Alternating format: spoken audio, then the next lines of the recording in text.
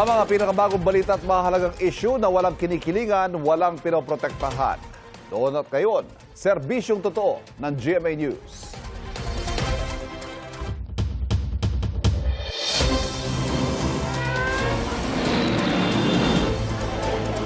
Sa ngayon po ay Pisana. na ang mga unang balita.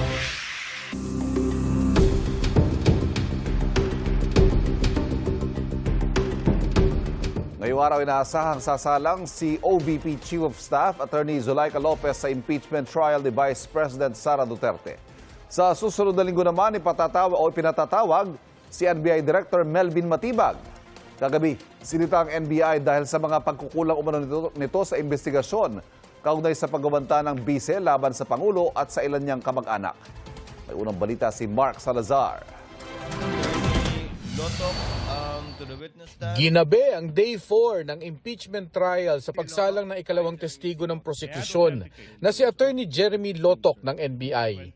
Sa cross-examination, binigyan diin ng depensa ang kakulangan ng NBI sa preliminary investigation nito laban kay Vice President Sara Duterte sa reklamong inciting to sedition at grave threat, dahilan para ibalik sa kanila ng DOJ ang reklamo para sa karagdagang case build-up.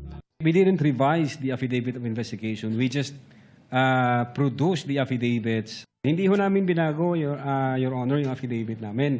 Nag-require ho ang Department of Justice, kulang kayo ng affidavit. Nasita rin ni Senator Judge Erwin Tulfo ang NBI sa kanyang manifestation na ang pagkukulang ng NBI ang dahilan kaya natagalan ang pag-usad ng kaso laban sa Vice Presidente. Sobrang tagal na sa DOJ ng kaso ninyo. There's something wrong with the case. Siguro po, next time, make sure na yung kaso isasampa ninyo is airtight. Hinighlight din ng depensa ang mga discrepancy sa investigation data form gaya ng receive dates at docket numbers. Mga pagkakamaling ayon sa testigong si Attorney Lotoc, DOJ lamang ang makakasagot. The SAMSES Department of Justice, correct? It's a very basic question. Again, I don't know, Your Honor. No, based on this document, Argumentative, Your Honor. the only question is, it says Department of Justice, correct? As I've said, Your Honor, hindi ho ako ang nag-file. May inutusan ho ako. Do you see it in the screen and do you see it in the hard copy? Counsel asked and answered, move on. That's Okay. the response of the witness. So, will you agree that considering that this was supposed to be received by the DOJ, it is only the DOJ that has the authority to change the date? Again, you asked the DOJ, sir. Wala ho akong idea. Marami pa raw uusisain ng depensa sa testigo pero tumayo na si Senator Judge Mig Zubiri para hilinging ipagpabukas na lamang ang cross-exam. We've been here for 6 hours, 2 to 8. May we request maybe counsel for the defense or the body that we just adjourned? Bago mag-adjourn, nag-issue ng subpoena ang presiding officer para kay NBI Director Melvin Matibag. Pinaharap siya sa July 20. Inaasahang sasalang sina Attorney Zulaika Lopez pagkatapos ng testimonya ni Attorney Lotoc. Ito ang unang balita. Mark Salazar, GMA News. Ipinapanukala ng impeachment trial presiding officer Cheese Escudero na baguhin ang schedule ng paglilitis pagkatapos ng State of the Nation address ni Pangulong Bongbong Marcos sa July 27. Sa halip na alas 3 ng hapon tuwing Martes, Miyerkules at Huwebes na itinakda sa pre-trial order, panukala ni Escudero na gawin ito mula alas 9 o alas 10 ng umaga hanggang alas 2 ng hapon. Yan daw ay para masimulan ang sesyon ng Senado ng alas 3 o alas 4 ng hapon. Si Senate President Win Gatchalian daw ang magdedesisyon kung papalitan ang schedule ng paglilitis. Inutusan ng Sandigan Bayan 3rd Division ng pulisya na dalhin sa Senador Dante Marcoleta sa Philippine General Hospital sa Maynila ngayong araw para mapa-check up. Pagkatapos ipa-check up sa PGH, ibabalik si Marcoleta sa PNP General Hospital kung saan siya nakakonfine para sa mild pneumonia. Bukas naman, July 15, pinaharap sa korte si Marcoleta at ang doktor para ipresenta ang mga resulta ng pagsusuri.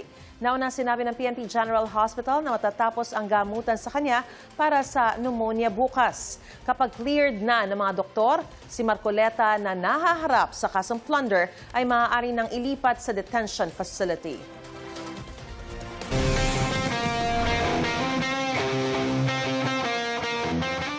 Ginawaran ng presidential citation si Pinay tennis star Alex Eala. Binigyan puri ni Pangulong Bongbong Marcos si Eala sa kanyang homecoming reception kahapon sa Malacanang.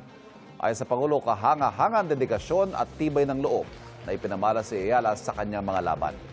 Kinakatawan daw ni Eala ang lahat ng mga dapat ipagmalaki bilang isang Pilipino. Nagpasalamat si Eala at nangakong patuloy niyang dadalhin ang bansa saan man siya makarating. Matapos ang kanyang makasaysayang pagsabak sa 2026 Wimbledon, umakyat sa number 28 ang ranking ni Eala sa Women's Tennis Association. Lubos kong ipinagmamalaki ang pagiging Pilipino. I carry the flag with me wherever I go. I promise that I will continue to represent the Philippines in the best way that I possibly can. Maraming salamat po. We are all, 110 million of us, we are all here behind you, willing you on to greater success. If there's anything that we can do to help you even further, just say so, you have it.